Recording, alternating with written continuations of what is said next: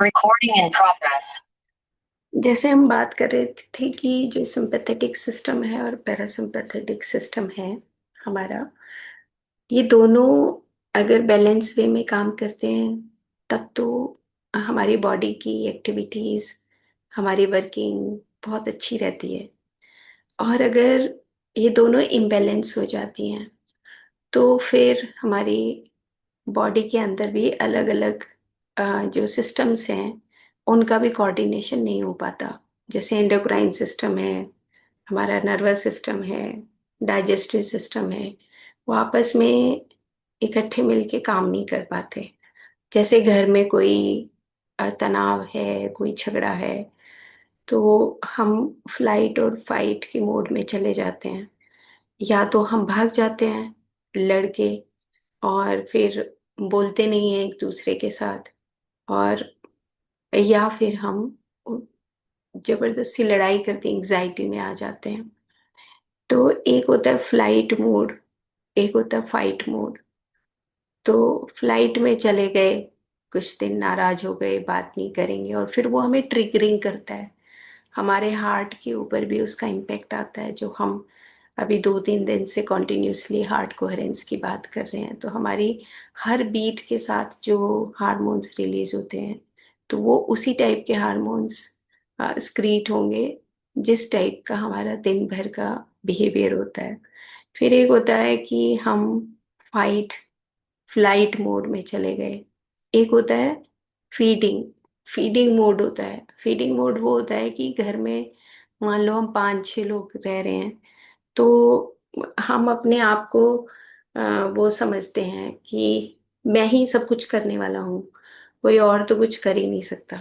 मतलब एक पॉजेसिवनेस की नेचर होती है कि फीड करने की आदत होती है। जैसे हम कहेंगे लाओ मैं कर लेती हूँ, लाओ मैं ही ये कर लूंगा, नहीं मैं ही कर सकता हूँ। तो एक फीडिंग नेचर होती है ना। वो फीडिंग नेचर होती है तो दूसरों को भी ये लगता है कि भाई यही कर लेगा, फिर क्या जरूरत है ना। तो एक फीडिंग नेचर होती है।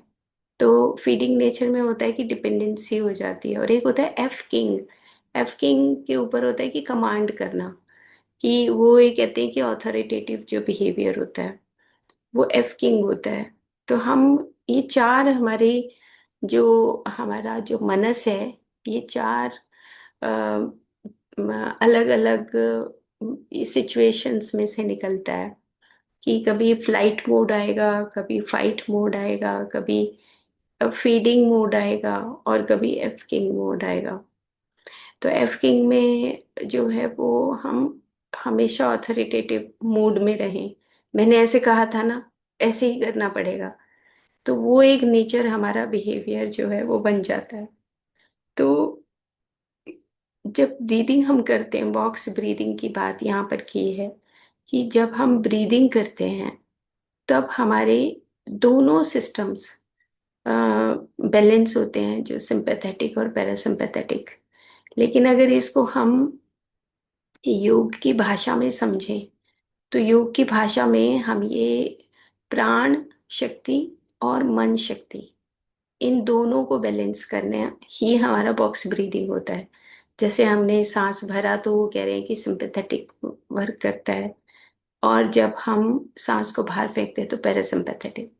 सेम इसी तरीके से हमारा प्राण और मन जब दोनों बैलेंस होते हैं तब हमारी सांस की इनहेलेशन और एक्सेलेशन, यानी कि सांस को भरना और छोड़ना, तब बैलेंस होते हैं। इसीलिए मेडिटेशन में हम जब आंख बंद करके बैठते हैं तो हमारा सांस अगर बैलेंस होता है तो ऑटोमेटिकली हमारा मन शून्यता की तरफ चला जाता है।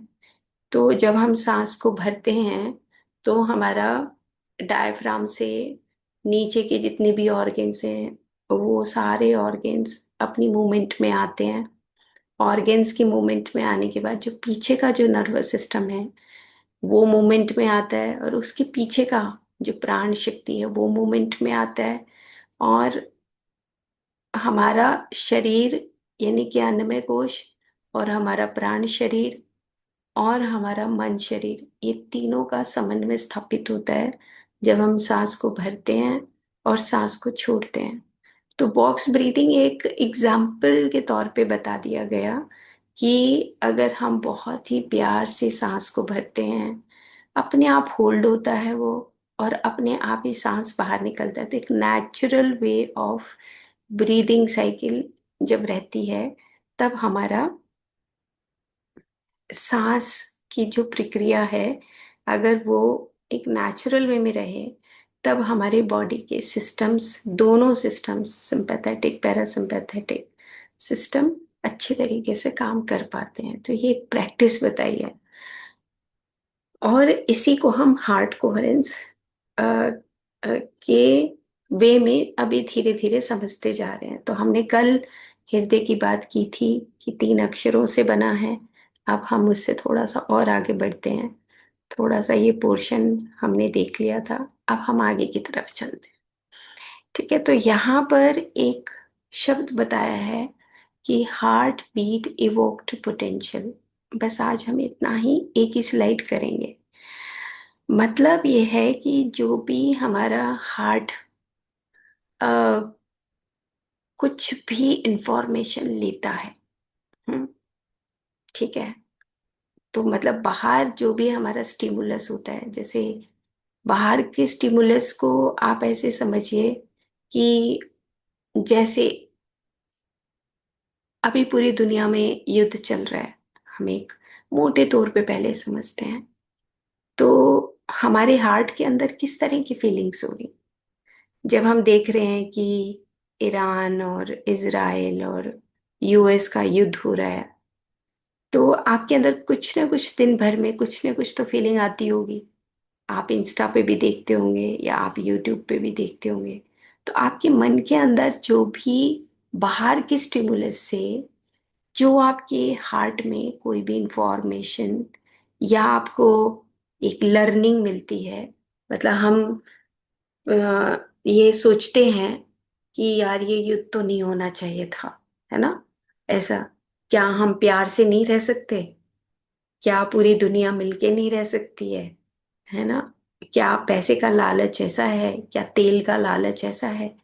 मतलब ये है कहने का कि जो भी हम अ, बाहर के स्टिमुलस से कोई इंफॉर्मेशन या कोई फीलिंग, है ना, या किसी तरह का थॉट प्रोसेस जब हमारे अंदर जाता है, तो हमारे ब्रेन के अंदर कुछ अलग अलग तरह के करंट्स आते हैं। और वो जो करंट्स होते हैं, वो उन करंट्स का जो रिस्पॉन्स होता है हमारे ब्रेन के माध्यम से पूरी बॉडी पर, उसी को हम हार्ट बीट इवोक्ड पोटेंशियल बोलते हैं।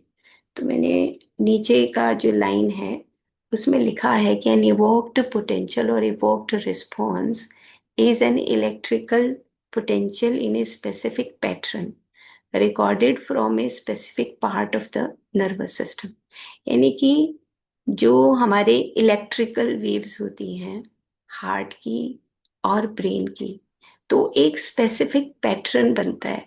जैसे किसी किसी को, अब आपने देखा कि एप्स्टीन फाइल को अगर देखो आप, या ये वॉर की फाइल को देखो, तो आप मतलब किसी किसी को तो बहुत मजा आता है कि अच्छा हुआ युद्ध हो रहा है तो सब मर जाएंगे, पॉपुलेशन घट जाएगी, है ना? और किसी किसी को इतनी तकलीफ हो रही है कि उसको लगता है कि यार ये तो युद्ध होना ही नहीं चाहिए। तो हमें मतलब मोटे तौर पे ये समझना है कि हमारे हार्ट के अंदर जिस तरह की भी जो फीलिंग्स होती हैं हार्ट बीट के दौरान, उसका इम्पैक्ट हमारे ब्रेन के अंदर हमारे नर्वस सिस्टम के ऊपर जो पड़ता है, एक पर्टिकुलर पैटर्न के रूप में जो पड़ता है, तो उसी को हम हार्ट बीट इवोक्ड पोटेंशियल बोलते हैं। और समझते हैं, जैसे अ, जैसे कोई जैसे मान लो बीमार हो गए, तो जब डॉक्टर के पास जाते हैं तो वो एक रिस्पॉन्स देखता है कि अच्छा तुमने ये वाली मेडिसिन ली थी, तो अब तुम थोड़ा अच्छा महसूस कर रहे हो, है ना? तो जो रिस्पॉन्स है हमारा, कि हम मेडिसिन लेने से या कोई हमें प्यार से समझाता है, प्यार से काउंसलिंग करता है, तो हमारे हार्ट के ऊपर जो इम्पेक्ट पड़ता है उसका डायरेक्ट रिलेशन हमारे ब्रेन के ऊपर भी उसका कनेक्टिविटी, उसके अंदर मैसेजेस जाते हैं। तो आप ये समझो कि ये जो हार्ट इवोक्ड पोटेंशियल है, ये एक electrical brain response that occurs in the response to each heart beat. आप सोचो हर हार्ट बीट के साथ एक रिलेशन आपके ब्रेन के साथ डेवलप हो रहा है, serving as the marker for how the brain process internal bodily sensations. मतलब आप ये समझिए कि जितना प्यार करेंगे, मतलब क्रक्स यही है, जितना प्यार से बोलेंगे, जितना आप अप्रिशिएट करेंगे लोगों को, जितना आप प्यार की भाषा सीखेंगे, उतना ही आपका हार्ट और ब्रेन का रिलेशनशिप अच्छा रहेगा। अब देखो ये लाइन बहुत इंपॉर्टेंट है। It represents the cerebral processing of cardiac signals often appearing 200 to 600 ms post are peak, particularly in frontocentral areas। मतलब ये आप समझो कि जो मैसेजेस हैं जो आपके हार्ट में जा रहे हैं, उसका कुछ सेकंड के बाद आपके ब्रेन के अंदर उसका मैसेज जाता है ना। मतलब हार्ट के अंदर जाने के साथ ही उसका जो मैसेज है वो आपके ब्रेन में जा रहा है। तो साइड में ये जो पिक्चर आप देख रहे हैं कि जब हम हार्ट के अंदर कोई मैसेज आता है तो ऊपर ये पिक्चर है तो अलग अलग एक उससे ली है, एक रिसर्च पेपर से, बट ये सिर्फ ये समझाने के लिए पिक्चर ली है कि हमारे हार्ट का इंफॉर्मेशन हमारे ब्रेन के जो बीच वाला जो पोर्शन आप देख रहे हो, थैलेमस है, एमिगडाला है, ये जो पोर्शन है ना हमारे ब्रेन का बीच का जो हिस्सा है, यहाँ पे ये मैसेजेस जाते हैं, है ना। और ये मैसेजेस फिर पूरे ब्रेन के अंदर फैलते हैं। और हमारा थैलेमस वाला एरिया मतलब बीच का एरिया और सबसे ऊपर के एरिया के ऊपर इसका इम्पैक्ट पड़ता है ना। तो आप ये देखिए कि जो हमारी हार्ट बीट है, और हमारी हार्ट बीट के साथ आप ये समझो कि हर बीट के साथ एक कुछ पर्टिकुलर टाइप के हार्मोन्स रिलीज होते हैं। तो अ, वो जो हार्मोन्स रिलीज होते हैं, और वो किस क्यों होते हैं, क्योंकि हमारा एक स्पेसिफिक टाइप का पैटर्न दिन भर में बनता है। और कुछ जो भी इंफॉर्मेशन लर्निंग हमारा हार्ट सीखता है वो सारा इंफॉर्मेशन उस ब्रेन को मिलता है। तो ब्रेन के माध्यम से हमारे पूरे नर्वस सिस्टम के माध्यम से पूरे हमारी बॉडी के सारे सिस्टम्स के ऊपर उसका इम्पैक्ट पड़ता है। तो आप देखें कि एक हार्ट बीट या हार्ट से हमारी पूरी बॉडी के ऑर्गन्स के ऊपर, हमारे ब्रेन के ऊपर, हमारे नर्वस सिस्टम के ऊपर ये सारे इम्पैक्ट पड़ता है। तो हार्ट क्या करता है कि heart generates a powerful pressure wave that travels rapidly through out the arteries. Heart particularly pressure, एक प्रेशर वेव पैदा होती है हार्ट में, हर हर पल कहो आप उसको, है ना। तो जैसे हार्ट बीट जब होती है, जब हार्ट धड़कता है, तो उसके अंदर एक प्रेशर वेव पैदा होती है। और वो क्या करता है फिर कि आर्टरीज के ऊपर वो प्रेशर डालता है, much faster than the flow of blood. मतलब एक तो ब्लड फ्लो हो रहा है और एक हमारा हार्ट बार बार एक प्रेशर जनरेट कर रहा है। तो वो जो प्रेशर जनरेट करता है वो मच फास्टर है जो हमारे फ्लो ऑफ ब्लड ब्लड से है, that we feel as our pulse, जैसे जो हम पल्स में महसूस करते हैं, है ना। तो इतना ही आज हम करते हैं। इसको कल नहीं, मंडे या ट्यूसडे को हम इसको कंटिन्यू करेंगे। तो आपने देखा कि जो हमारा हार्ट बीट है, हर बीट के साथ जैसे टक टक टक, उसके बीच का जो गैप है, उस बीच के गैप में भी कुछ पर्टिकुलर इंफॉर्मेशंस, कुछ पर्टिकुलर पैटर्न्स छुपे हुए होते हैं, जिसको हम हार्ट रेट वेरिएबिलिटी बोलते हैं। कि हर बीट के, ये जैसे एक बीट है फिर ये दूसरी बीट है, तो उस बीट का कुछ सेकंड में बीट बन जाएगी, वो एक बीट होगी फिर दूसरी बीट होगी, लेकिन उसके बीच में भी जो गैप होता है उस गैप के बीच में एक पर्टिकुलर टाइप के पैटर्न्स रिकॉर्ड होने लगे हैं आजकल। तो वो जो रिकॉर्ड होते हैं, तो हार्ट रेट वेरिएबिलिटी यानी कि कितना वेरिएबल आया, कितना हार्ट रेट वेरिएबिलिटी है, तो वो हमारे पैटर्न्स को शो करता है। हम ये कहते हैं ना कि हम अंदर से जो भी कुछ सोच रहे हैं उसको कोई पकड़ नहीं पाएगा, हम चाहे बुरा सोचें, है ना। अब जैसे एग्जाम्पल देते हैं कि हम, कोई गेस्ट आता है तो, मतलब ये एग्जाम्पल मुझे तो बहुत अच्छा लगता है कि कोई गेस्ट आता है और हम चाय पिला रहे हैं, और चाय हम दिल से नहीं पिला रहे हैं, है ना। तो हमारे अंदर के जो पैटर्न्स है उसको पकड़ने की मशीनें आ गई हैं आजकल, कि हम दिल से पिला रहे हैं नहीं पिला रहे हैं। तो अब पिलाना तो हमें प्यार से ही चाहिए, लेकिन हम नहीं पिला रहे हैं। तो ये जो पैटर्न्स हैं, हमारे जो स्पेसिफिक पैटर्न्स हैं, ये अंदर हमारी पूरी बॉडी को खराब करते हैं। मतलब ये समझने वाली बात है। तो हमारी जो बॉडी है, हमारे जो ऑर्गन्स हैं, हम इस धरती पे जब आए हैं, तो हमारा एक पर्टिकुलर इस धरती पे आने का पर्पस क्या है, कि हम दूसरों की मदद करें, दूसरों से प्यार करें, है ना, हमारे ऑर्गन्स भी खुश रहें। जैसे कि हमने जब पहली बार जब हार्ट की बात की थी, तो हृदय जो है एक ऐसी चीज है कि वो एक ही तरीके से रेस्ट कर सकता है। और वो क्या तरीका है, कि दूसरों से प्यार करना, विशुद्ध प्रेम सीखना, श्रीहित करना, दूसरों को सुख देना, है ना। और दूसरों को सुख देने में भी अगर मेरे को ये एक्सपेक्टेशन रहे कि यार मैंने तो तेरे को पानी पिलाया था, एक एहसान हम कर देते हैं, यार तेरे को पानी पिलाया था, मैंने तेरे को खाना खिलाया, तू मेरे लिए नहीं कर सकता, तो फिर वो विशुद्ध प्रेम के पार्ट में नहीं आता, उस दहलीज को पार नहीं कर सकते जहाँ पे हमारा, अगर हम कहीं से एक्सपेक्ट करते हैं, यानी कि दूसरों को सुख देना, बस इतना ही वहीं पे खत्म हो जाए, वो उस दहलीज को पार करना है जहाँ पे हम विशुद्ध प्रेम की बात करते हैं। लेकिन अगर हमें उसी पल ये एक्सपेक्ट कर लिया कि देखो मैंने तो तेरे लिए ही किया था, तू मेरे लिए ऐसा कर दे, तो फिर वो विशुद्ध प्रेम का हिस्सा नहीं होता। तो हमें अपने हार्ट कोहेरेंस को एक साइंटिफिकली समझना, इंफॉर्मेशन लेना, ये एक अलग पार्ट है। लेकिन दिन भर में उस हार्ट कोहेरेंस के साथ काम करना बिल्कुल अलग बात है ना। Okay, thank you. बताओ। हम्म।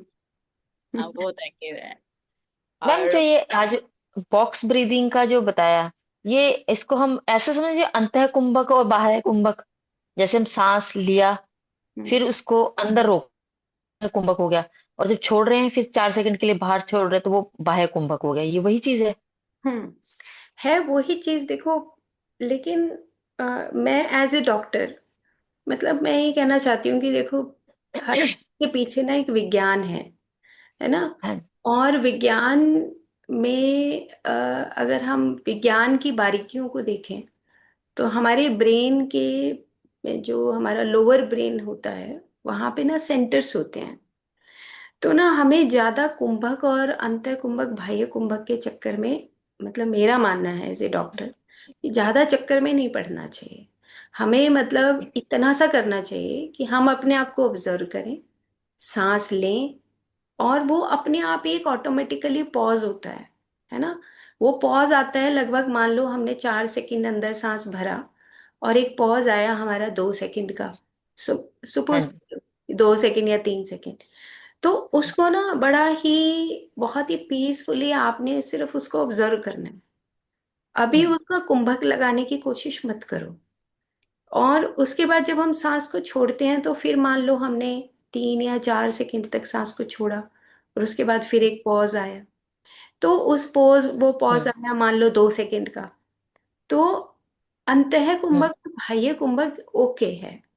लेकिन अगर हम इसके साथ जबरदस्ती करेंगे अपने सांस के साथ, तो ना हम्म। हमारे सेंटर्स जो है ना, नर्वस सिस्टम, वो ना बड़ा वीक होता है। तो मतलब ना, वो सेंटर को खुद नहीं पता लगता, वो कभी कभी ना डिफरेंशिएट नहीं कर पाता कि मैं क्या कर रहा हूँ, है ना। जब हम धक्का करते हैं ना, तो ना सेंटर्स डिस्टर्ब हो जाते हैं।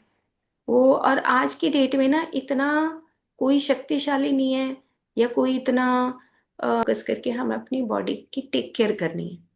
क्योंकि ब्रेन, एक बार ब्रेन के अंदर अगर डिस्टरबेंसेस शुरू हो जाएं, है ना, जैसे एंजाइटी है।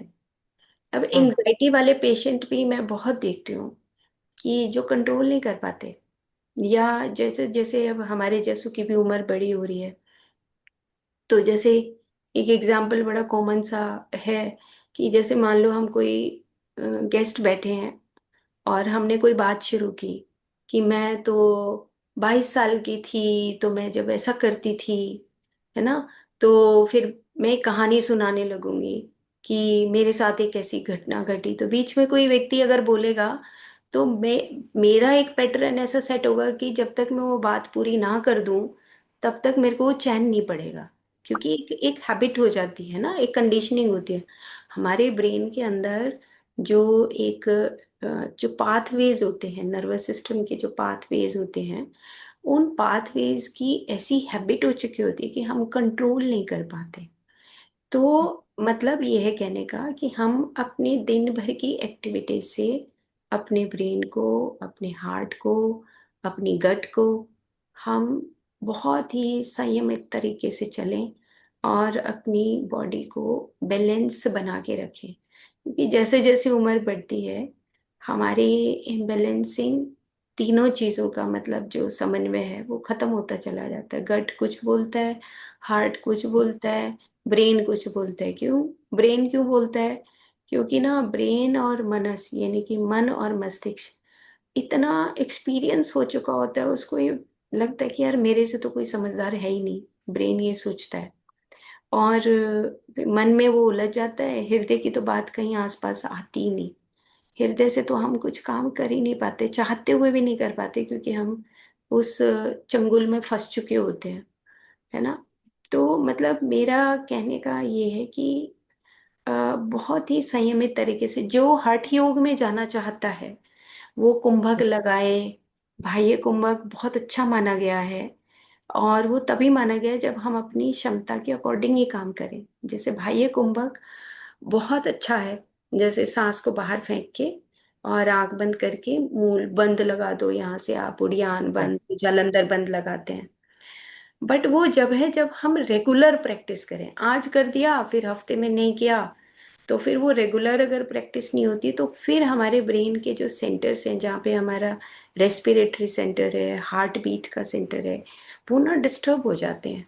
उनमें वीकनेस आनी शुरू हो जाती है, फिर पता नहीं लगता, फिर हमारा सांस बहुत सारे आपने देखा होगा जो रेसलिंग करते हैं, रेसलर्स होते हैं, या जो रेसर्स होते हैं, इनका बहुत लास्ट में आके उनके लंग्स की कैपेसिटी वीक हो जाती है, क्योंकि मस्कुलर सिस्टम पहले तो बढ़ाते हैं, फिर वो धीरे धीरे जब एज फैक्टर होती है तो फिर उनको सांस की अस्थमा की प्रॉब्लम आने लगती है। तो हमें बहुत ही समझदारी से ये काम करना है। Okay. Okay, thank you ma'am, thank you.